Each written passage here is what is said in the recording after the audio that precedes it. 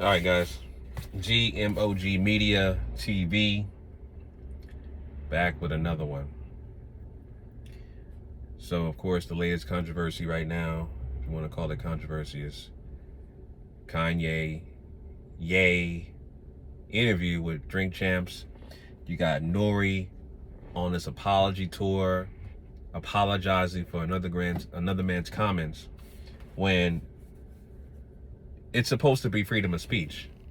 But obviously, just like NORE says, you got to pay for freedom of speech, whether it be monetarily, whether it be sacrificing, whatever, you got to pay. You got to pay. And that's what NORE's doing right now. And so, like I said, NORE is proving Kanye's point. The mainstream media is controlled by larger forces. People who are classified as Jewish or Caucasian, right? They're controlling mainstream media. They're the ones controlling the narratives. They're the ones that are funding programs that are targeted and geared towards people classified as Black or African American, a la Black Lives Matter. I like the civil rights movement, right? So they've always had their hand, HBCUs, I can go on and on. They've always had their hand in the pocket when it comes to controlling the narrative of Black society.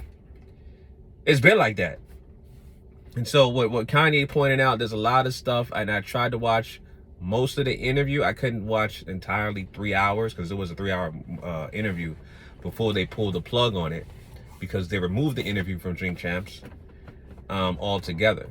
But I watched at least about an hour of it yesterday. And, Kanye, for the most part, says some shit that I would have to agree with. He talked about comparing the Holocaust to Planned Parenthood and eugenics, population control. He talked about keeping the Black family structure intact, not having the family broken up, taking fathers out of the household. Those are facts. If you got a problem with that, that means you want Black society to completely be on a standstill, which is what it is right now. You know what I'm saying? So anybody that disagrees with those narratives, y'all got to look yourself in the mirror, because y'all the ones that got the problem. You guys don't want to see Black society advance. Y'all don't want to see that shit. So for the most part, I agree with what Kanye said. The thing about the George Floyd thing, I understand he had his conspiracy theories and stuff like that. But the fact remains that George Floyd, he died based off the autopsy report, for the most part, was because the race soldier who put his knee on his neck, he died of pretty much asphyxiation, right? Brain damage and also a heart attack. The footage is there, the proof is there.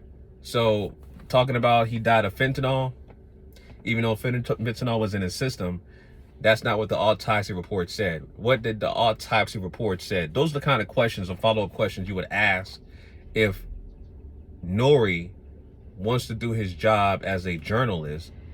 And he wants to, he is saying that that he should not have been drunk. Well, the show is called Drink Champs, just to lighten the mood and have a good time and have a great conversation. I get that part. But at the end of the day, you are still interviewing people. You're trying to get information out of them. You're trying to make sure that the person you interview, conveys the information they need to convey based off the questions you're asking, right? And part of the job of a journalist, you're supposed to do your research, and you're supposed to do a background check on these guys you're interviewing, and whatever they bring up, a part of that, you should kind of have some secondhand knowledge of the information you're talking about. So you want to challenge people, you want to say, hey, this and that. That's what you got to do. And NORE did a terrible job doing that. And I don't consider NORE, some Pulitzer Prize winner journalist. He was won an award for BET Awards for Best Hip Hop Platform. Congrats to him. Congrats to him. But at the end of the day, Kanye said what he said. You had the opportunity to correct him and you didn't. Many a times, because it's not like your show is live. The show is pre-recorded. You do go through a process. Now, you say you don't edit. You technically still edit because you got to add stuff in. So you technically do edit the interviews. So you do have an opportunity to look at the interview. Other people have an opportunity to look at the interview before it's actually uploaded on YouTube or etc. So y'all knew what's happening. Y'all wanted the numbers because every time Kanye comes on y'all platform, he does record-breaking numbers. Like yesterday, I think yesterday around this time, because the interview was just uploaded yesterday morning. By the time it was around, I would say maybe 1 or 2 o'clock before it was removed from YouTube, it was at 2 million views in less than 24 hours. And that's a 3-hour interview. So who does that? Who does numbers like that? A 3-hour interview, 2 million views in less than 24 hours. So the man does record-breaking numbers, whatever he sets foot on platforms. So that's the reason why NORE wanted him on the show again. And if, as a matter of fact, as soon as Ye showed up to the studio and did the interview, he released it the next day. So he knows the kind of impact and the kind of numbers and revenue that Kanye brings to his platform. That's the reason why he wanted him on the show, and it came out so fast. So now that you have your hand in the cookie jar, and you got the powers that be in terms of the mainstream media conglomerates that Ye's talking about, and you admitted that you got higher forces controlling your platform. They're the ones that are basically threatening you to pull the plug. You got sponsors pulling the plug. So y'all losing revenue, y'all using money. So anytime money comes in the equation, that's when you see the real folks coming out. That's when you see a whole different type of behavior when it comes to money, right? So NORE is on an apology tour, and I find it ironic that NORE and his counterpart, NORE is on an apology tour. His counterpart, DJ Effin, I don't see what he's doing. He's classified as Cuban, I believe. DJ Effin, I don't see him doing an apology tour. So why? I don't know why just NORE is doing it. You know what I'm saying? It's supposed to be, I understand it's NORE's platform, but you do have a counterpart, a co-host in DJ Effin. Why isn't DJ Effin not doing no damn apology tour too? You know what I'm saying? So I find that ironic. But, you know, overall, like I said, you know, NORE just proved Ye's point. I mean, Ye just laid it out brilliantly, how mainstream media is controlled by people classified as white, aka Jews. Everybody's technically a Jew or Hebrew. Everybody's technically a Hebrew or a Jew, right? We come from the land of Cush. I don't even want to get into all that stuff. I'll make another video about Cush, the Canaanites, the Hamites, all that stuff. But we are technically Jews, right?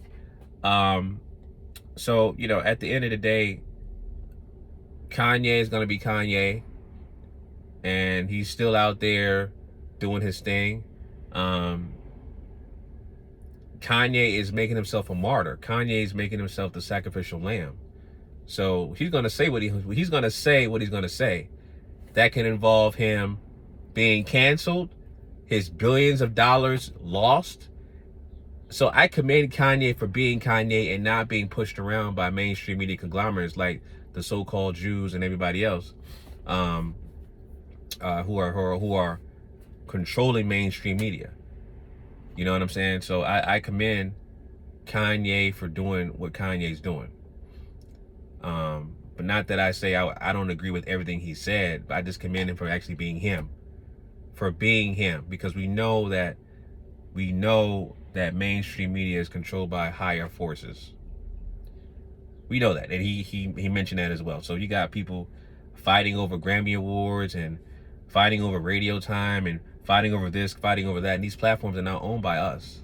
They're not owned or controlled by us. They control the narrative. They control all 9 areas of activity. Like I say, economics, education, entertainment, labor, law, politics, religion, sex, and war, and then had health as well. So that's actually 10.